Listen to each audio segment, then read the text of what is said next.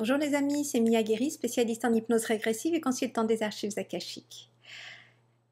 Je me suis rendu compte depuis un certain nombre d'années que de façon récurrente émergent des thématiques dans les communications qu'on a avec l'au-delà. Soit c'est lors des séances d'hypnose, soit c'est en lecture d'archives et tout ça émerge dans nos rêves, émerge dans les dessins des enfants, émerge dans les signes de la vie quotidienne, des discussions qu'on a à l'extérieur, des livres sur lesquels on tombe de façon répétée, des affiches publicitaires qui mentionnent le thème du moment de façon répétée. Vous voyez, il y a des moments dans la vie où il y a une thématique qui ressort et ce, de plein de façons différentes. Ces thématiques, elles abordent finalement des questions qui sont pleinement d'actualité, que les énergies divines, les énergies universelles, les guides sur lesquels ils veulent attirer notre attention pour nous aider à travailler sur ces questions-là. Alors il s'agit soit de travailler soi-même ces questions-là, soit de communiquer, partager avec les gens autour de nous pour leur permettre de travailler à leur tour ces questions-là. Ça m'arrive souvent, notamment pour des personnes que je connais qui n'arrivent pas à se connecter, même sous hypnose régressive, qui ne lâchent pas. Et elles reçoivent comme ça des informations par l'intermédiaire des séances et des signes de l'extérieur. Donc c'est très intéressant comme ça. Pour ça que finalement je vais partager avec vous aujourd'hui ces thématiques.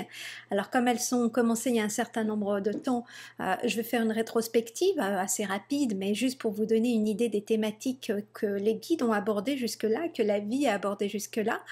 Peut-être ça fera écho dans votre vie, soit passée, soit actuelle, mais en tout état de cause, ces thématiques, même étant passées, elles sont quand même aujourd'hui complètement d'actualité, parce que dans le temps de l'univers, finalement, on peut dire qu'il n'y a pas de temps. Donc elles sont complètement aujourd'hui d'actualité. Donc je vais faire cette petite rétrospective et de temps en temps, en fonction du temps, en fonction de l'énergie que j'aurai pour cela, j'essaierai de faire ça de façon habituelle pour vous donner les thématiques récurrentes.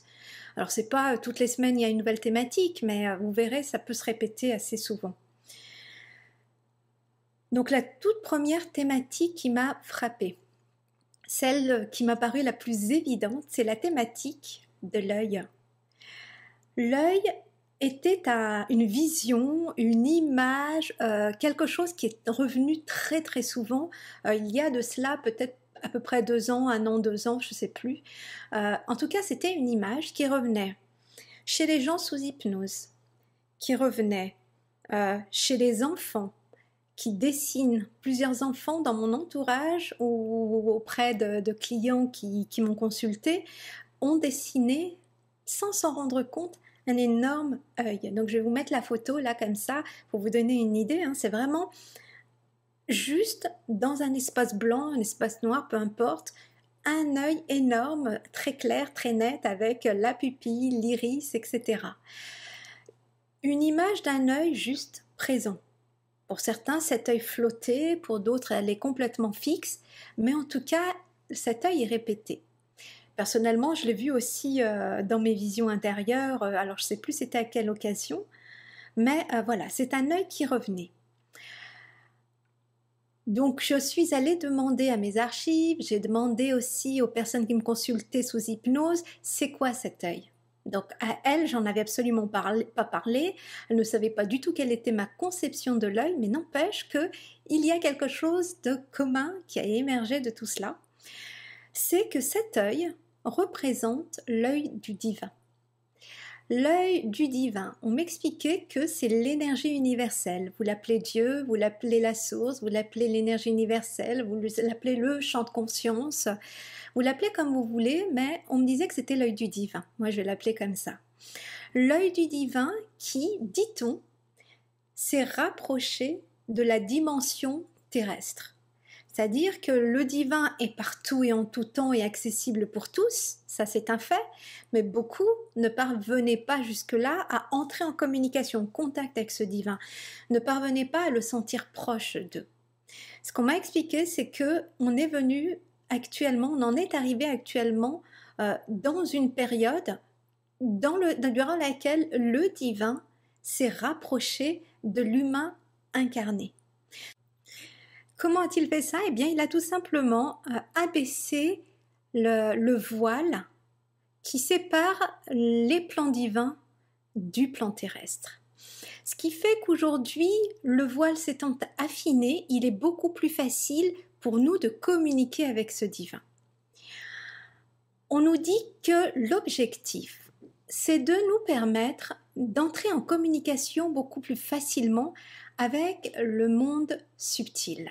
Jusque-là, seuls quelques initiés, quelques êtres élus, quelques êtres étaient choisis, entre guillemets, pour apprendre à communiquer avec ce divin. Aujourd'hui, le divin est descendu pour permettre à un plus vaste nombre de personnes d'accéder à ces mêmes champs de conscience. On m'explique également que le divin est descendu en cette période parce que allait intervenir une phase où il allait être difficile de vivre sur Terre et que l'humanité avait besoin d'être particulièrement accompagnée en cette période-là. Aujourd'hui, on est en plein dedans. À l'époque où j'avais vu, où je voyais ce thème-là émerger, il n'y avait pas encore le Covid, donc ça date il y a plus d'années que je ne le crois d'ailleurs. Mais en tout cas, c'était bien avant le Covid. Donc à l'époque, on m'expliquait qu'effectivement allait arriver une période difficile et que l'humanité avait besoin du soutien du divin, du réconfort du divin, pour comprendre que bien au-delà de ce que nous allions vivre, eh bien le divin est présent pour nous soutenir, nous aider et nous rendre confiants qu'au-delà de ces difficultés, il y allait y avoir quelque chose de bien plus beau. À cela s'est ajoutée une nouvelle façon de voir le divin. Je me souviens qu'il y a un autre élément, un autre symbole qui est intervenu très très souvent par la suite. Après l'œil, ça a été la spirale. Beaucoup de gens et moi-même, sous hypnose je l'ai même vu sous hypnose, en lecture d'archives, je l'ai vu en sortie hors du corps, je l'ai vu beaucoup dans les séances avec les personnes qui me consultent sous hypnose. L'image de la spirale, c'est-à-dire une spirale colorée très souvent, soit violet, soit orange, jaune, etc. En tout cas des couleurs souvent, très grand comme ça dans le ciel, dans l'espace noir, et qui représente, nous disait-on, représente également le divin. Donc le divin se matérialise, se symbolise à nos yeux de différentes façons. Après l'œil, ça a été la spirale. Alors la spirale, je dis, mais on peut aussi la comparer à une nébuleuse, à une galaxie en spirale. Vous voyez, c'est ce type d'image. J'essaierai de vous mettre également une image que je vous ai déjà mise il y a plusieurs années dans une de mes toutes premières séances d'hypnose. Voilà, il se matérialise ainsi, le divin, une spirale colorée, et très souvent ce qu'on voit à l'intérieur, ce sont des petits points comme des étoiles brillants, qui, elles, représentent, me dit-on, l'information. L'information. Il y a une autre façon dont l'information se représente dans les symboles que l'on voit de ce type-là, c'est de la géométrie, des dessins de type géométrique. Alors, ce n'est pas nécessairement des triangles, des rectangles, des losanges, hein, mais c'est des formes plus biscornues. Je ne sais pas comment les qualifier parce que les images ne se qualifient pas finalement, mais ce qu'on comprend quand on regarde ces images, c'est qu'il y a le divin qui est une énergie extrêmement importante dans laquelle toute l'information est inscrite et de différentes façons et notamment par des symboles géométriques mais aussi par de la musique. Ça c'est quelque chose que j'ai beaucoup vu, de la musique à l'intérieur du symbole représentant le divin. Alors maintenant, est-ce que le divin c'est une énergie de type nébuleuse ou est-ce que c'est juste un symbole? Ça encore, j'en sais rien. Cependant, c'est comme ça que ça se manifeste très souvent à nous et finalement, j'ai envie de dire, peu importe la façon dont ça se manifeste, l'essentiel c'est de comprendre que cette énergie, elle est présente et finalement, elle se présente à nous de la façon peut-être la plus juste qui soit pour nous et pour ceux qui nous entourent à un moment donné. Donc, la présence du divin. Par la suite, j'ai eu également la thématique des êtres d'exception, des saints, des prophètes, des maîtres spirituels, vous voyez, essentiellement de deux religions principales. Ça a été les personnages clés de la religion catholique et de la religion musulmane. J'ai pas eu l'honneur de recevoir pour l'instant des êtres de ce type-là d'autres religions, mais bien évidemment la porte est ouverte, donc viennent volontiers, je les accueillerai volontiers en tout cas. Qui j'ai eu? Alors, il y a eu beaucoup au début Marie et Jésus. Il y a eu également Saint-Pierre. J'ai eu également un peu Padre Pio. Par la suite, il y a eu les musulmans qui sont intervenus. J'ai eu Mahomet. J'ai eu des maîtres soufis, vivants et morts, ou et morts, les deux, ouais. Donc, il y a eu des personnes importantes comme ça de ces deux religions qui se sont manifestées pendant les séances d'hypnose essentiellement. Donc celles des personnes qui venaient me consulter. L'objectif de la présence de ces saints lors des séances était de nous transmettre deux messages essentiels. Le premier, c'est qu'ils sont toujours présents pour nous. Ils nous accompagnent tout le temps. Simplement, ils nous entendent, ils nous voient, ils nous comprennent, mais on a bien du mal, nous, à les entendre, à les voir, à les comprendre.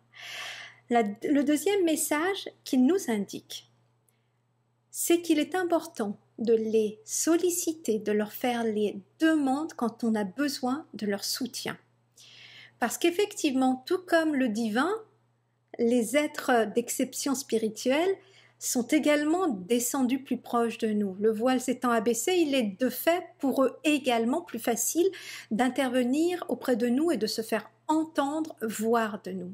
Simplement, il nous explique que le libre arbitre oblige, ils ne peuvent intervenir directement dans nos vies sans qu'on en ait fait la demande. Et plus la demande est expresse, plus il est facile pour eux d'accéder à nos demandes.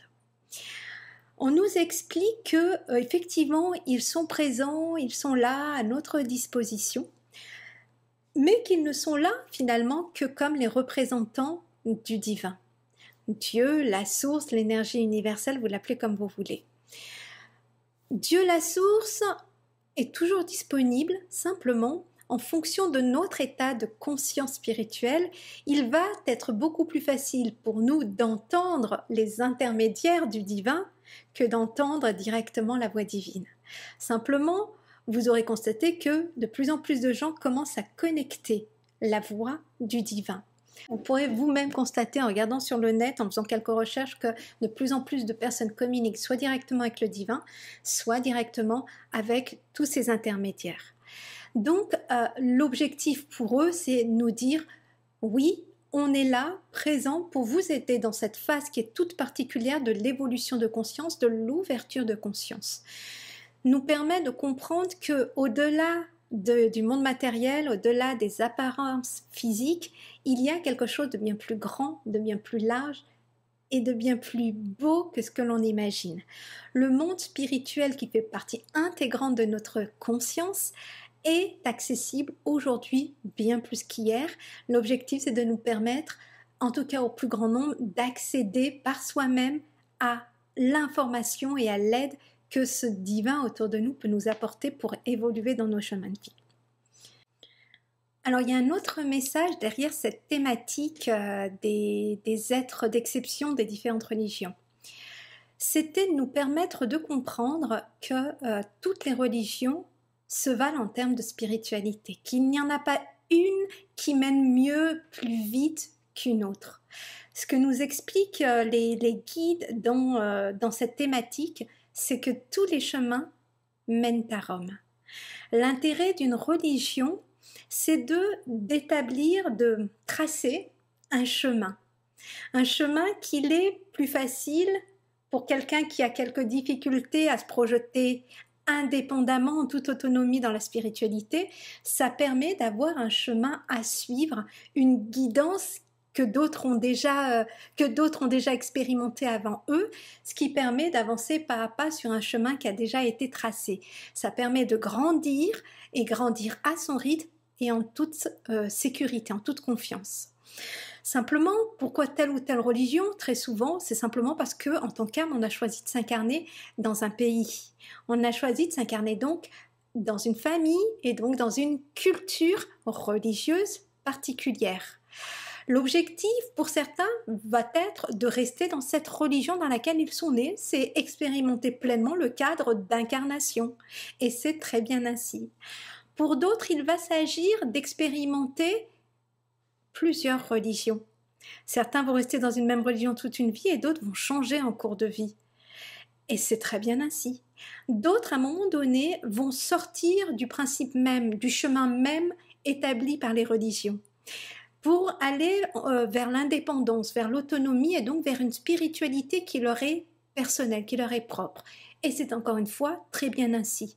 Il n'y a pas un chemin meilleur que l'autre, simplement tous ces chemins mènent vers une même réalité qui est la réalité divine, l'énergie universelle d'amour.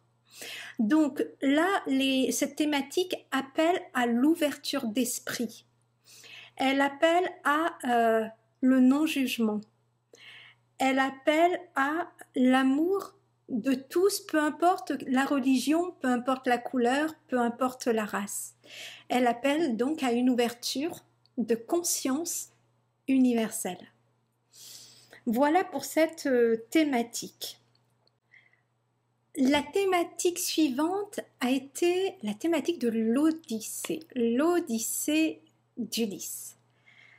Dans une prochaine vidéo, je vous en parlerai parce qu'à elle seule, elle mérite peut-être une vidéo, je verrai. L'Odyssée d'Ulysse, c'est toute une histoire qui correspond à la phase vraiment dans laquelle on est aujourd'hui. Donc je vous en parlerai, j'espère, à bientôt. D'ici là, je vous souhaite de vous porter merveilleusement bien. Et si vous avez des thématiques comme ça qui font écho à ce que je viens de mentionner dans la vidéo ou d'autres thématiques que vous avez vues, vous, de votre côté émerger, n'hésitez pas à les partager, ça peut être très intéressant pour nous de les connaître. Je vais vous laisser avec une merveilleuse musique qui a été composée par Sylvain Guinet, qui est un pianiste qui a écrit Le Voyage de Masako. Quand j'écoute cette musique, j'en ai les larmes aux yeux, donc j'espère qu'elle va vous toucher tout autant qu'elle me touche. Et si vous avez envie d'écouter d'autres belles musiques de Sylvain Guinet, qui est quelqu'un qui travaille avec son âme, vous vous en rendrez très vite compte quand vous écouterez tous ces morceaux qu'il a sur son site internet, eh bien, je vous invite à vous y rendre. sylvainguinet.fr, Guinet, G-U-I-N-E-T. Sur ce, belle écoute à vous. Bon moment à vous. Au revoir.